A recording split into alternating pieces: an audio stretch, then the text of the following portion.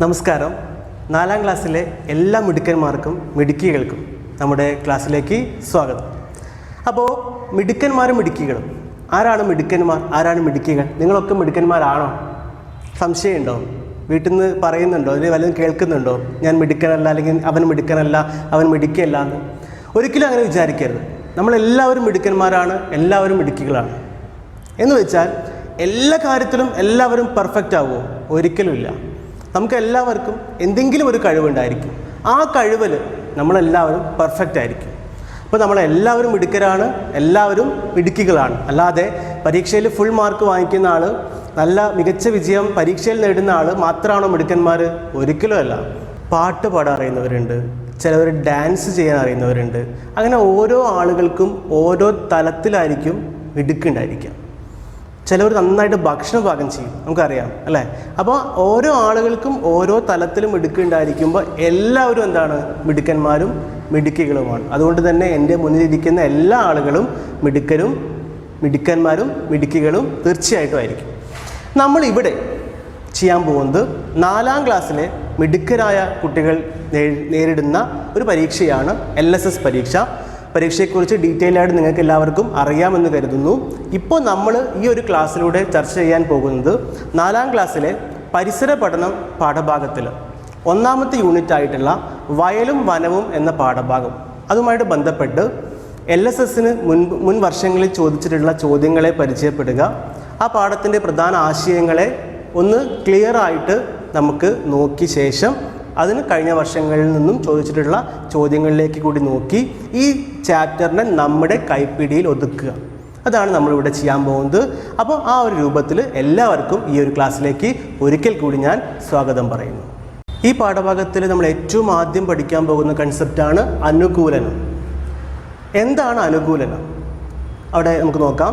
ഒരു ജീവിക്ക് അതിൻ്റെ വാസസ്ഥലത്ത് ജീവിക്കാൻ സഹായിക്കുന്ന തരത്തിലുള്ള സവിശേഷതകൾ ഉണ്ടായിരിക്കും. ഇതിനെയാണ് നമ്മൾ വിളിക്കുന്നത് അനുകൂലനം എന്ന് വിളിക്കുന്നത്. അതായത് എല്ലാ ജീവികൾക്കും എല്ലാ സ്ഥലങ്ങളിലും ഒരുപോലെ ജീവിക്കാൻ കഴിയില്ല. പ്രധാനമായിട്ട് നമ്മൾ പറയുന്ന 2 സ്ഥലങ്ങൾ, ഒന്ന് കര, മറ്റൊന്ന് വെള്ളം.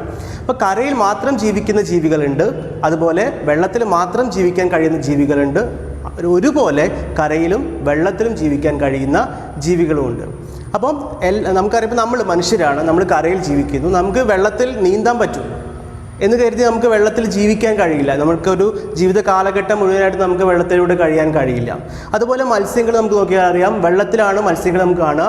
അവ കരയിലിട്ട് കഴിഞ്ഞാൽ എന്തായി പോവും? ചത്തുപോകും അല്ലേ? അപ്പോൾ അവർക്ക് എന്ത് പറ്റില്ല? കരയിൽ ജീവിക്കാനും പറ്റില്ല. നമുക്ക് കരയിൽ ജീവിക്കാൻ നമ്മളെ സഹായിക്കുന്ന ചില കഴിവുകളുണ്ട്. അതുപോലെ മീനുകൾക്ക് വെള്ളത്തിൽ ജീവിക്കാൻ കഴിയുന്ന ചില കഴിവുകളും ഉണ്ട്. അത്തരത്തിൽ ഓരോ ജീവികളുടെയും പ്രത്യേകതകൾ, അനുകൂലനത്തിൻ്റെ പ്രത്യേകതകൾ എന്തൊക്കെയാണെന്നാണ് നമ്മൾ ഈ പാഠഭാഗത്തിൽ ഏറ്റവും ആദ്യമായിട്ട് പഠിക്കാൻ പോകുന്നത്. അത് നമ്മൾ ഫസ്റ്റ് പഠിക്കാൻ പോകുന്നു മത്സ്യം. നോക്കൂ, മത്സ്യത്തിന്, മീനിന് വെള്ളത്തിലാണ് ജീവിക്കുക. നമുക്ക് എല്ലാവർക്കും അറിയാം. എന്തെല്ലാം പ്രത്യേകതകൾ അല്ലെങ്കിൽ എന്തെല്ലാം കഴിവുകളാണ് മീനിന് വെള്ളത്തിൽ ജീവിക്കുന്നതിന് വേണ്ടിയിട്ടുള്ളത്? 1ാമത്തെ പ്രത്യേകത നോക്കൂ, തോണിയുടേതുപോലെ 2 അറ്റവും കൂർത്ത ശരീരാകൃതിയാണ്. മീൻ എല്ലാവർക്കും കണ്ടതാണ്, മീൻ കഴിച്ചതാണ് അല്ലേ? അപ്പോൾ മീനിൻ്റെ ആകൃതി നമുക്ക് നോക്കിയാൽ കാണാം, തോണിയുടേതുപോലുള്ള ആകൃതിയാണ്. അവിടെ ഒരു ചെറിയ പ്രശ്നം നമുക്ക് പറയാം, തിരിച്ചാണ് ശരിക്കും പറയേണ്ടത്. കാരണം തോണി ഉണ്ടാക്കിയിട്ടുള്ളത് മീനിൻ്റെ ആകൃതിയിലാണെന്നാണ് സത്യം അല്ലേ? കാരണം മീനാണല്ലോ ആദ്യം ഉണ്ടായത്. അപ്പോൾ മീനിൻ്റെ ഷേപ്പ് വെള്ളത്തിലൂടെ ഒഴുകി പോകുന്നതിന് ഏറ്റവും അനുയോജ്യമായ ഒരു ഷേപ്പാണ് 2 അറ്റവും കൂർത്തിട്ടുള്ള ഒരു ഷേപ്പ് എന്ന് പറയുന്നത്. അപ്പോൾ അതുകൊണ്ടാണ് അതേ ഷേപ്പിൽ എന്തുണ്ടാക്കിയിട്ടുള്ളത്?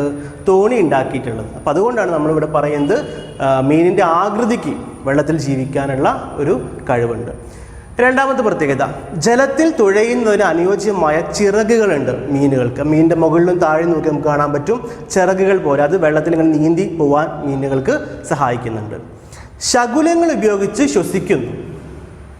ശ്വസനാവയം, മീനിൻ്റെ ശ്വസനാവയം നമ്മൾ ചെകിളപ്പൂക്കൾ എന്ന് പറയും, അല്ലെങ്കിൽ ശകുലങ്ങൾ ഉപയോഗിച്ചിട്ടാണ് മത്സ്യങ്ങൾ ശ്വസിക്കുന്നത്.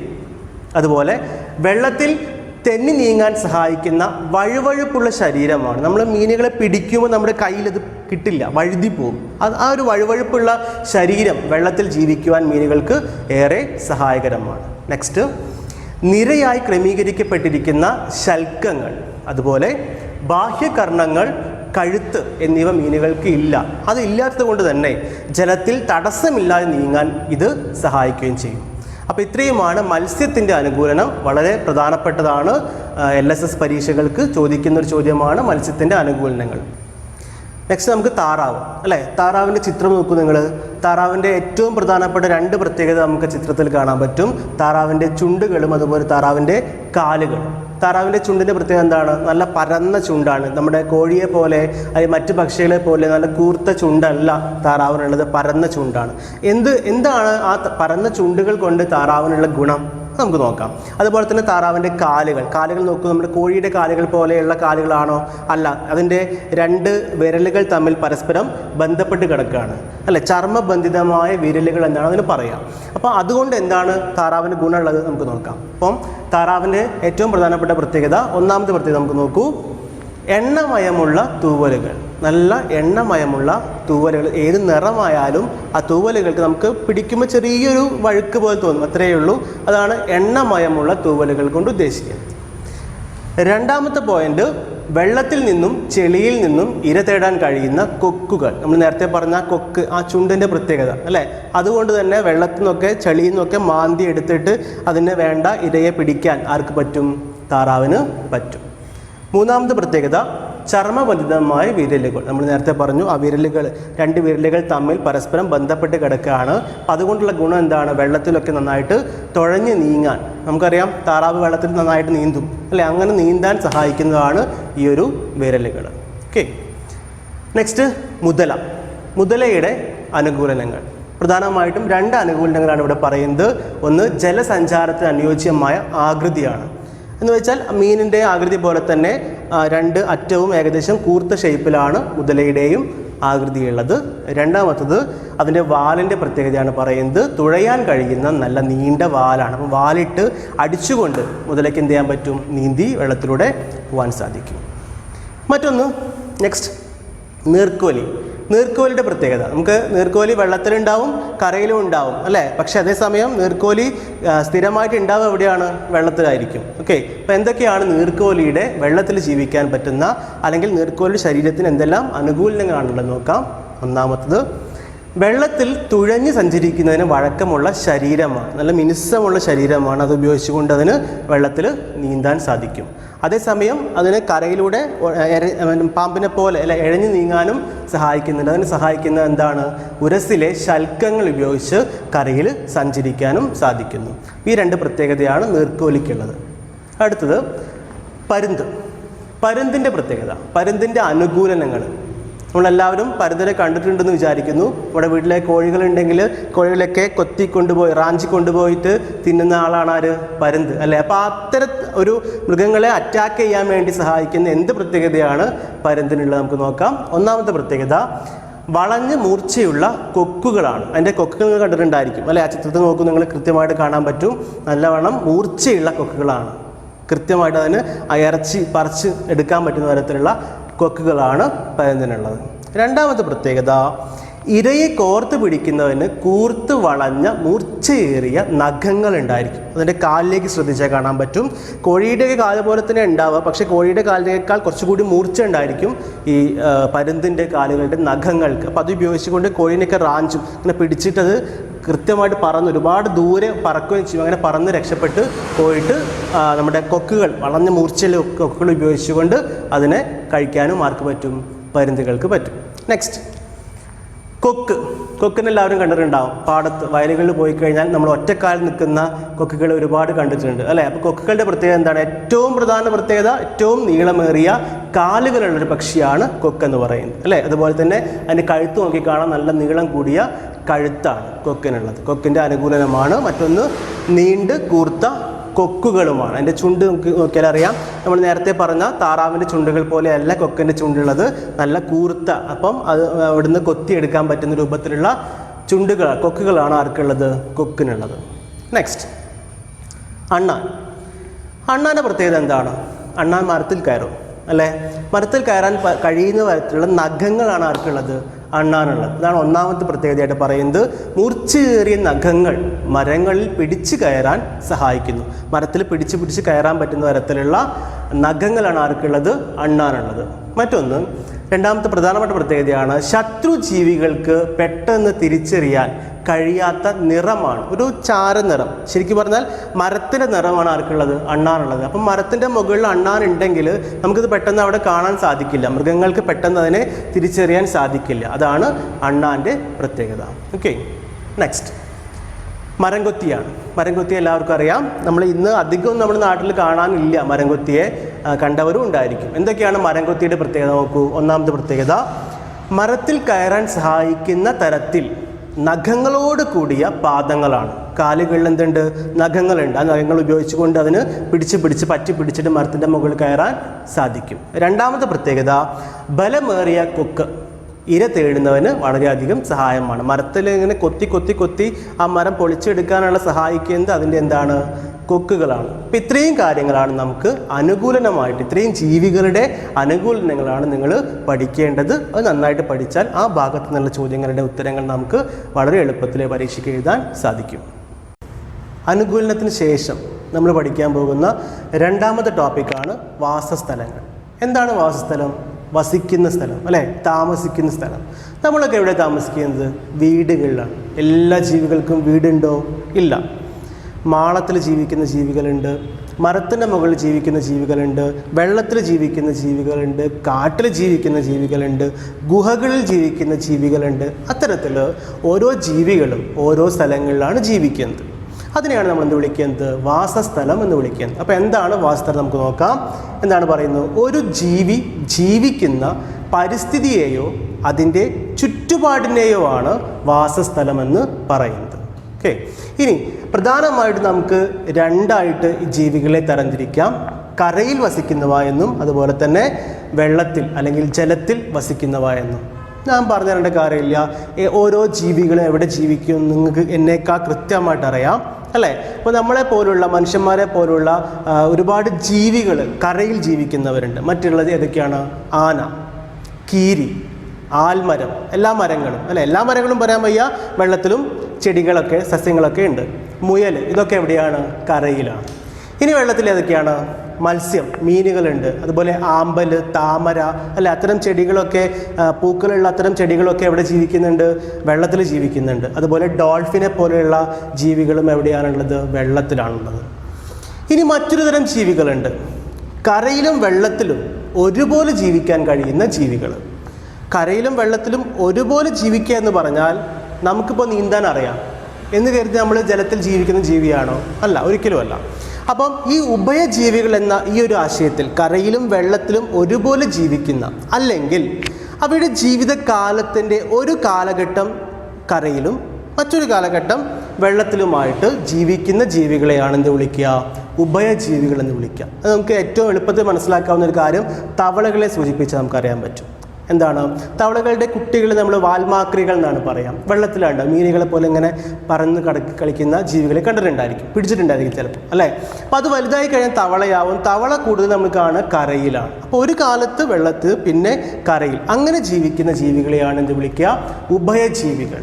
ജലത്തിലും കരയിലുമായി ജീവിതചക്രം പൂർത്തിയാക്കുന്ന ജീവികളെയാണ് ഉഭയജീവികളെന്ന് പറയുന്നത്. തവളയല്ലാതെ മറ്റുള്ള ഉഭയജീവികൾക്ക് ഉദാഹരണമാണ് സാലമാൻഡറുകൾ, ന്യൂട്ടുകൾ, സിസീലിയനുകളെല്ലാം. അവിടെ നിങ്ങൾ ശ്രദ്ധിക്കേണ്ട ഒരു കാര്യം, ആമ, മുതല, ഇതൊക്കെ നമുക്ക് എപ്പോഴും സംശയം വരുന്നൊരു കാര്യമാണ്. അവ ഉഭയജീവികളുടെ കൂട്ടത്തിൽ നമ്മൾ പറയാറില്ല. പക്ഷെ നമ്മൾ ചിലപ്പോൾ പറഞ്ഞ് കേട്ടിട്ടുണ്ടാവും. അതുകൊണ്ട് ഞാൻ പറയുന്നത്, കാരണം അവയൊക്കെ കൃത്യമായിട്ടും ഒരു സ്ഥലത്ത് തന്നെ ജീവിക്കുന്ന ജീവികളാണ്. കഴിവുണ്ട്. ഇപ്പം നമുക്കറിയാം, നമുക്ക് കഴിവുണ്ട് നീന്താൻ എന്ന് കരുതി നമ്മൾ ഉഭയജീവിയല്ല എന്ന് പറയുന്ന പോലെയാണ് ഉഭയജീവികൾ എന്ന ആശയം. അപ്പോൾ ഏതാണ്?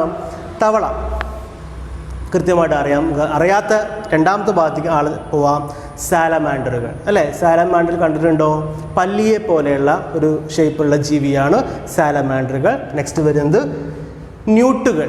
അതും പല്ലിയെ പോലെ, പല്ലി പല നിറത്തിൽ കാണും കേട്ടോ. നമ്മുടെ വീട്ടിൽ കാണുന്ന പല്ലിയല്ല, മറ്റുള്ള ചില പല്ലികളുണ്ട്. അതാണ് ന്യൂട്ടുകൾ എന്ന് പറയുന്നത്. മറ്റൊന്ന് സിസീലിയനുകൾ. ചെറിയ എന്താ പറയുക, ചേരട്ടേനൊക്കെ ഷേപ്പിലുള്ള, കുറച്ചുകൂടി നീളത്തിലുള്ള, പാമ്പിനെ പോലെ തോന്നാവുന്ന തരത്തിലുള്ള ഒരു ജീവിയാണ് സിസീലിയനുകൾ. ഇതൊക്കെയാണ് ഇത് ഉഭയജീവികൾ എന്ന് പറയുന്നത്. ഇനി ഇവിടെ ഒരു ചോദ്യം നമുക്ക് തന്നിരിക്കുന്നു. ജീവികൾക്ക് ആൽമരം കൊണ്ടുള്ള പ്രയോജനങ്ങൾ.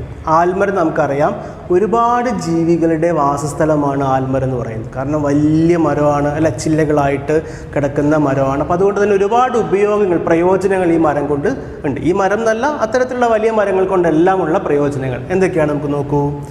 ശുദ്ധവായു നമുക്ക് കിട്ടും, അല്ലേ? അതുപോലെ ആഹാരം, പക്ഷികൾക്കൊക്കെയുള്ള ആഹാരം കിട്ടുന്ന സ്ഥലമാണ്. സംരക്ഷണം, ഒരുപാട് ജീവികളെ സംരക്ഷിക്കുന്നുണ്ട്. അതുപോലെ നല്ലൊരു വാസസ്ഥലവുമാണ് ആൽമരങ്ങൾ. ഇത്തരത്തിൽ ഒരുപാട് ജീവികൾ, ജീവനുള്ള ജീവികളും അതുപോലെ ജീവനില്ലാത്ത ചില ഘടകങ്ങളും എല്ലാം ചേർന്നിട്ടുള്ള ഒന്നാണ് നമ്മുടെ നെക്സ്റ്റ് ടോപ്പിക് എന്ന് പറയുന്നത് ആവാസ വ്യവസ്ഥ. എന്താണ് ആവാസ വ്യവസ്ഥ? നോക്കൂ, ഒരു പ്രത്യേക പ്രദേശത്തെ പരസ്പരം ആശ്രയിക്കുന്ന ജീവിയവും അജീവീയവുമായ ഘടകങ്ങൾ ഉൾപ്പെട്ടതാണ് ഒരു ആവാസ വ്യവസ്ഥ.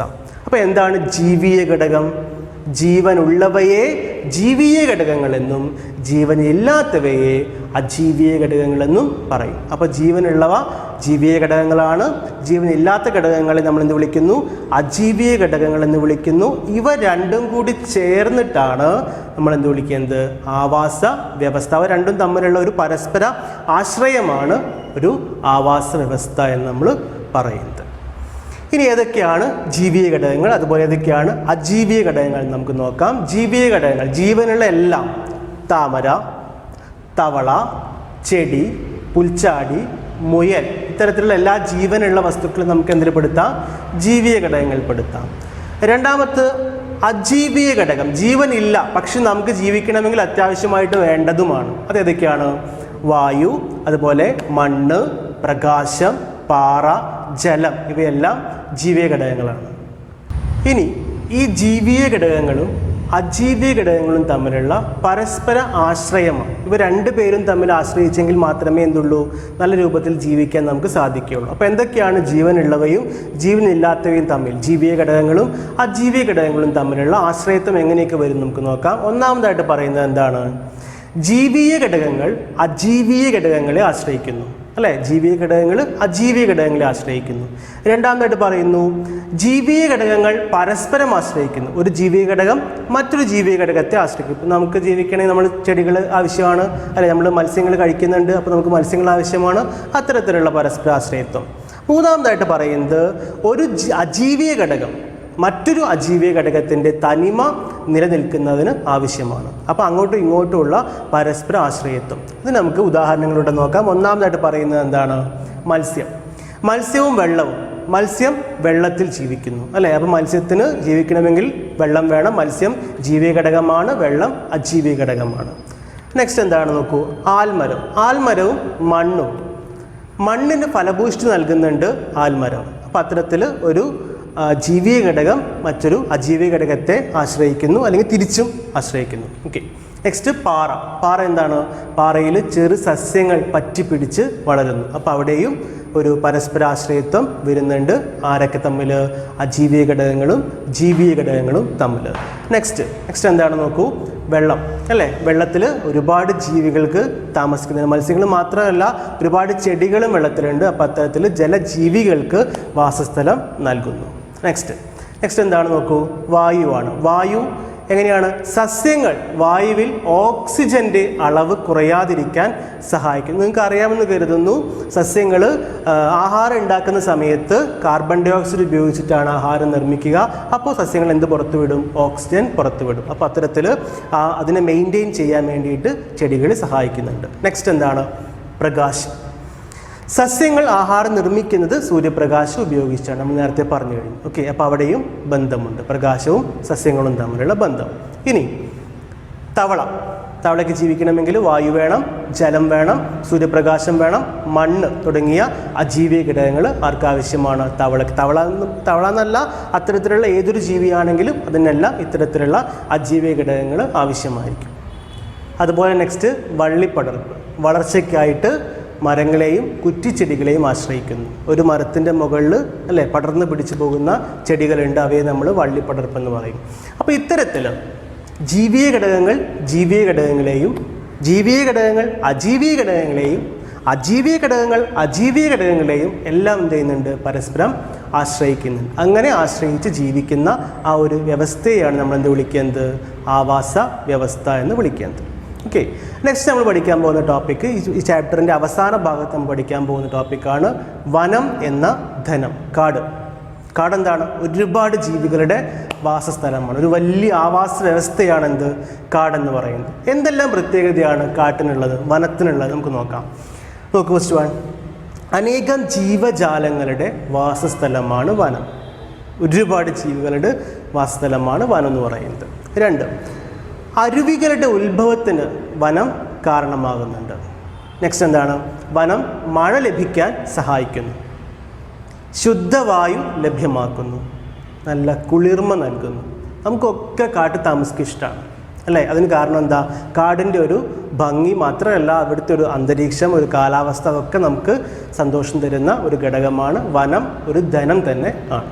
ഓക്കെ, ഇനി എന്തൊക്കെയാണ് ആവാസ വ്യവസ്ഥകൾ? ഏതെല്ലാം വനം ഒരു ആവാസ വ്യവസ്ഥയാണ്, അതുപോലെ ഒരുപാട് ആവാസ വ്യവസ്ഥകളുണ്ട്. ഏതൊക്കെയാണ് ആ ആവാസ വ്യവസ്ഥകൾ? നമുക്ക് നോക്കാം. ഒന്നാമത്തെ ആവാസ വ്യവസ്ഥയായിട്ട് ഇവിടെ പറയുന്നു കുന്നുകൾ. ജീവികൾ ജീവിക്കുന്ന സ്ഥലം, അതാണ് ആവാസ വ്യവസ്ഥ കൊണ്ട് ഉദ്ദേശിക്കുന്നത്. അവിടെ എന്തുണ്ടായിരിക്കും? ജീവിക ഘടകം ഉണ്ടായിരിക്കും, അജീവിക ഘടകം ഉണ്ടായിരിക്കും. അത്തരത്തിലുള്ള ആവാസ വ്യവസ്ഥകൾക്ക് ഉദാഹരണങ്ങളാണ് കുന്നുകൾ. അതുപോലെ രണ്ടാമത് നമുക്ക് നോക്കാം കുറ്റിക്കാട് അല്ലേ?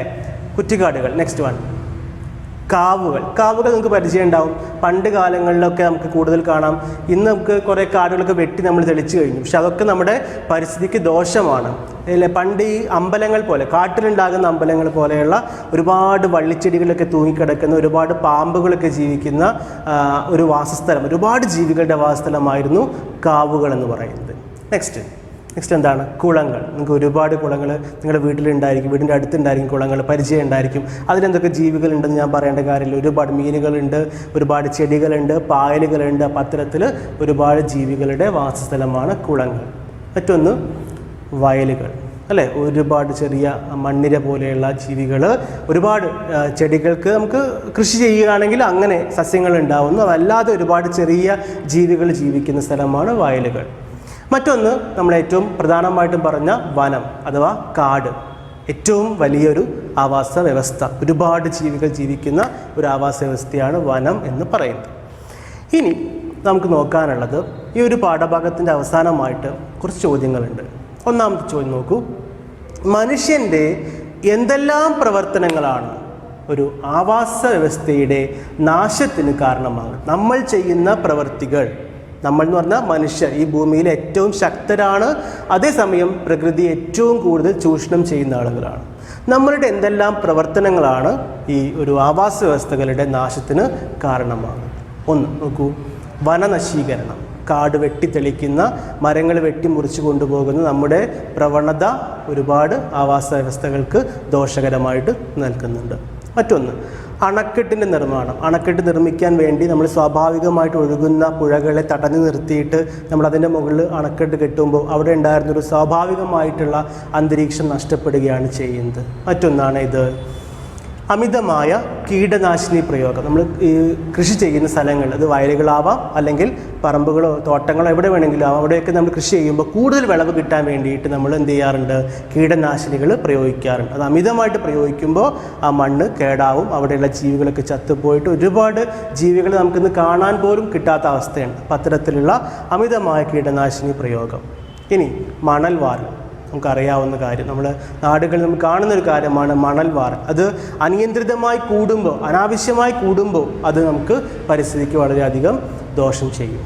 ഓക്കെ, ഇനി നമ്മൾ വലിച്ചെറിയുന്ന പ്ലാസ്റ്റിക് മാലിന്യങ്ങൾ ഏറ്റവും വലിയൊരു വിപത്ത്, നമ്മുടെ ആവാസ വ്യവസ്ഥ നശിപ്പിക്കാൻ കാരണമാകുന്ന ഒന്നാണ് പ്ലാസ്റ്റിക് മാലിന്യങ്ങൾ നിക്ഷേപിക്കുക. അത് ഒരിക്കലും എന്തായി പോകുന്നില്ല, അത് മണ്ണിൽ അലിഞ്ഞു പോവില്ല. അത് അവിടെ കിടന്ന് നീറി ചേർന്ന് വരുമ്പോൾ അത് ഒരുപാട് ജീവികൾക്ക് അത് ദോഷമായിട്ട് വരും.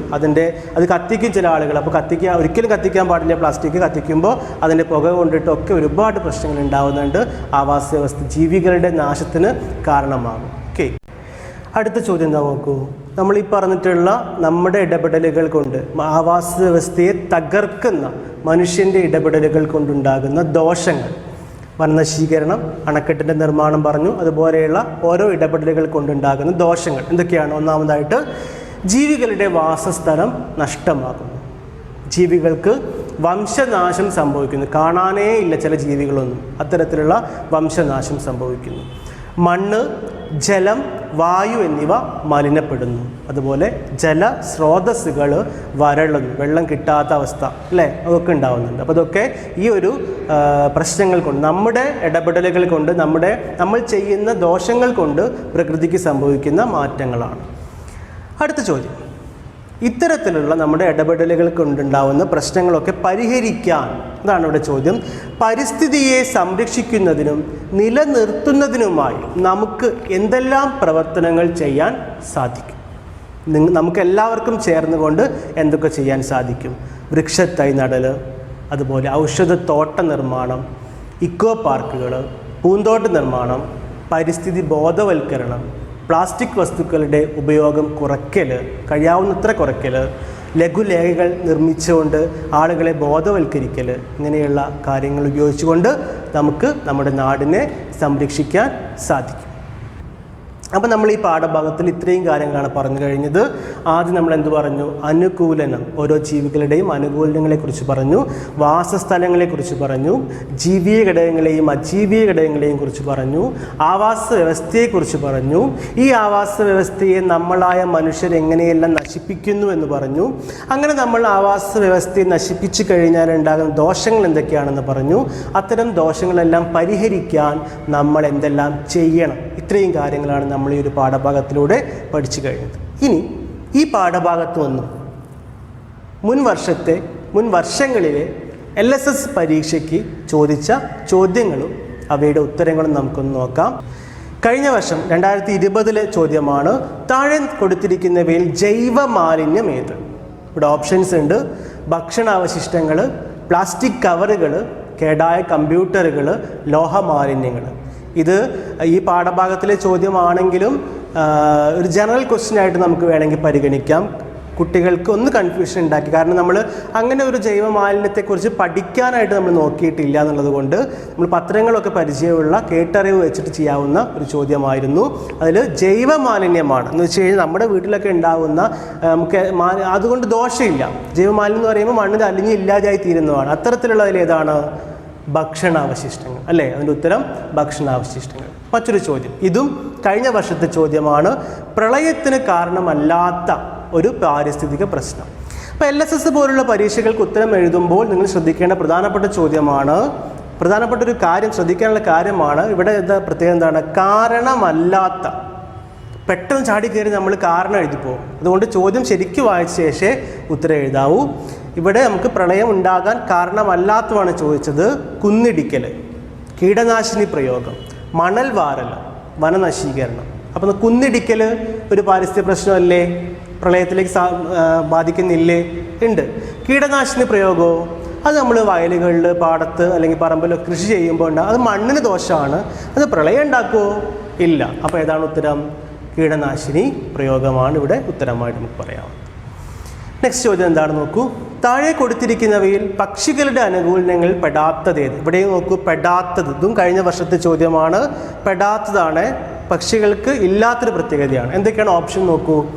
ഇരകളെ പിടിക്കുന്നതിന് അനുയോജ്യമായ കൂർത്ത നഖങ്ങൾ പരുന്തിനുണ്ട് അല്ലേ? പരുന്ത് പക്ഷിയല്ലേ? അപ്പോൾ അതല്ല ഉത്തരം. സാഹചര്യങ്ങൾക്കനുസരിച്ച് നിറം മാറാനുള്ള കഴിവ്, അങ്ങനെയുള്ള ഏതെങ്കിലും പക്ഷിയുണ്ടോ? നമ്മൾ ഓന്തിനെ പറയാറുണ്ട് അല്ലേ? അല്ലാതെ ഏതെങ്കിലും പക്ഷികളുണ്ടോ? ഉറപ്പിക്കാൻ പറ്റും ഉത്തരം. അടുത്ത ഓപ്ഷൻ കൂടി നോക്കൂ. കട്ടിയുള്ളതും ബലമുള്ളതുമായ കൊക്ക്, അത് ഒരുപാട് പക്ഷികൾക്കുള്ളതാണ് അല്ലേ? തൂവലുകൾ കൊണ്ട് ആവരണം ചെയ്തിരിക്കുന്ന ശരീരം, പക്ഷികൾക്ക് തൂവലിലേ ഉണ്ട്. അപ്പോൾ പിന്നെ ഏതായിരിക്കും ഉത്തരം? യെസ്, സാഹചര്യങ്ങൾക്കനുസരിച്ച് നിറം മാറാനുള്ള കഴിവ്. ഓക്കെ, 2019 ചോദ്യമാണിത്. ചുവടെ കൊടുത്തിരിക്കുന്നവയിൽ കുളവാഴയുടെ അനുകൂലനമല്ലാത്തത് ഏത്? ഇവിടെയൊക്കെ നോക്കും, നിങ്ങൾ ശ്രദ്ധിക്കേണ്ട പ്രധാനപ്പെട്ട ഒരു കാര്യം, അല്ലാത്തത് എന്ന രൂപത്തിലാണ് ചോദ്യം വരുന്നത്. അപ്പോൾ എല്ലാ ഓപ്ഷനും വായിച്ച ശേഷം മാത്രമേ നമ്മൾ ഉത്തരം പറയാൻ പറ്റുള്ളൂ. ഓക്കെ, അപ്പോൾ ഒന്നാമത്തെ പോയിന്റ് നോക്കൂ. തണ്ടിലും ഇലയിലും വായു അറകളുണ്ട് കുളവാഴയ്ക്ക്. മുഴുവൻ വായിച്ചു നോക്കാം നമുക്ക്. രണ്ടാമത്തെ ഓപ്ഷൻ എന്താണ്? ഇലയും തണ്ടും വെള്ളത്തിൽ പൊങ്ങി നിൽക്കുന്നു. മൂന്നാമത്തെ ഓപ്ഷൻ, ഇലയ്ക്ക് മെഴുകു പോലുള്ള ആവരണമുണ്ട്. നാലാമത്തെ ഓപ്ഷൻ, ആഴത്തിൽ വളരുന്ന വേരുപടലമുണ്ട്. തണ്ടിലും ഇലയിലും വായു അറകൾ ഉണ്ടല്ലോ, കുളവാഴയ്ക്കുണ്ട്. ഇലയും തണ്ടും വെള്ളത്തിൽ പൊങ്ങി നിൽക്കുന്നുമുണ്ട്, കാരണം അത് വെള്ളത്തിലാണ് അല്ലേ. അതുപോലെ ഇലയ്ക്ക് മെഴുകു പോലുള്ള ആവരണവുമുണ്ട്. എന്നാൽ എന്താണ് ഇല്ലാത്തത്? ആഴത്തിൽ വളരുന്ന വേരുപടലം. ഇപ്പോൾ ഉത്തരം എന്താണ്? ആഴത്തിൽ വളരുന്ന വേരുപടലമുണ്ട്. അടുത്ത ചോദ്യം 2018 LSSന്റെ ചോദ്യമാണ്. നീർക്കോലിയുടെ ശരീരത്തിലെ ശൽക്കങ്ങൾ കൊണ്ടുള്ള അനുകൂലനം എന്ത്? നമ്മൾ പഠിച്ച ചോദ്യമാണ് അല്ലേ. നമ്മൾ നീർക്കോലിയുടെ അനുകൂലനം പഠിച്ചപ്പോൾ അതിൽ പറഞ്ഞൊരു പോയിന്റാണിത്. എന്തൊക്കെയാണ് ഓപ്ഷൻ നോക്കൂ. ജലത്തിലൂടെ നീന്തുന്നതിന് ആണോ? അല്ല. ഇര പിടിക്കുന്നതിന് ആണോ? അല്ല. കരയിൽ ഇഴഞ്ഞു നീങ്ങുന്നതിന്, ജലത്തിൽ ശ്വസിക്കുന്നതിന്. ഏതിനാണ്? കരയിൽ ഇഴഞ്ഞു നീങ്ങുന്നതിന്. ഓക്കെ. 2017 ഒരു ചോദ്യമാണ്. ഒരു ജീവിയുടെ പ്രത്യേകതകൾ താഴെ കൊടുക്കുന്നു. ജീവി ഏതെന്ന് കണ്ടെത്തി പറയണം. എന്തൊക്കെയാണ് പ്രത്യേകത? വളഞ്ഞ് മൂർച്ചയുള്ള കൊക്കുകൾ, അങ്ങനെയുള്ള ധാരാളം പക്ഷികളുണ്ട്. അപ്പോൾ ഉറപ്പിക്കേണ്ട അടുത്ത ഓപ്ഷൻ വായിക്കാം. ഇരയെ കോർത്ത് പിടിക്കുന്നവന് കൂർത്ത് വളഞ്ഞ് മൂർച്ചയേറിയ നഖങ്ങൾ. ആ ഒരൊറ്റ പോയിന്റ് നമുക്ക് ഉത്തരം കിട്ടുന്നത് ആരാണെന്ന് അല്ലേ. ഓപ്ഷൻ നോക്കൂ. കൊക്ക്, പരുന്ത്, മരംകൊത്തി, അണ്ണാൻ. ആരാ? സംശയം വേണ്ട, പരുന്ത് അല്ലേ. ഓക്കെ. നെക്സ്റ്റ് ക്വസ്റ്റ്യൻ 2017 തന്നെയുള്ള മറ്റൊരു ചോദ്യമാണ്. ആമ്പൽ, താമര എന്നീ സസ്യങ്ങളുടെ ഇലകൾ ജലോപരിതലത്തിൽ പൊങ്ങിക്കിടക്കുന്നു എന്തുകൊണ്ട്? ഓപ്ഷൻ ഇല്ല, 1 മാർക്കിൻ്റെ ചോദ്യമാണ്. നമ്മൾ ഉത്തരം എഴുതാനുള്ള ചോദ്യമാണ്.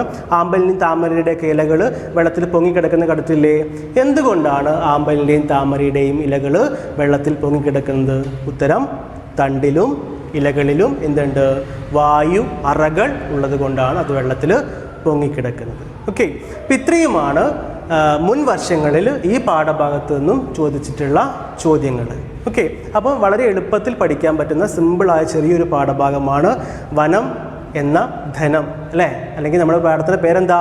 വയലും വനവും. ഈ പാഠഭാഗത്തു നിന്ന് നമുക്ക് LSSന് ചോദിക്കുന്ന ചോദ്യങ്ങൾ പരിചയപ്പെട്ടു. പാഠം മൊത്തമായിട്ട് നമ്മളൊന്ന് റിവൈൻഡ് ചെയ്തു. നിങ്ങൾക്ക് വിക്ടേഴ്സ് ചാനലിലൂടെ ഈ പാഠഭാഗം കിട്ടിക്കഴിഞ്ഞതാണ്. അതുപോലെ തന്നെ സ്കൂളുകളിൽ ടീച്ചേഴ്സ് എല്ലാം വാട്സപ്പ് ഗ്രൂപ്പൊക്കെ വഴിയും പാഠഭാഗം നിങ്ങൾക്ക് പറഞ്ഞു തന്നു. ഒരുപാട് വർക്ക്ഷീറ്റുകൾ നിങ്ങൾ ചെയ്തവരാണ്. അതിനൊന്നുകൂടി ബലപ്പെടുത്താൻ സഹായിക്കുന്ന ഒരു ക്ലാസ് ആയിരിക്കും ഇത് എന്ന് വിചാരിക്കുന്നു. എല്ലാവർക്കും എല്ലാവിധ ആശംസകളും നേർന്നുകൊണ്ട് നിർത്തുന്നു. നമസ്കാരം.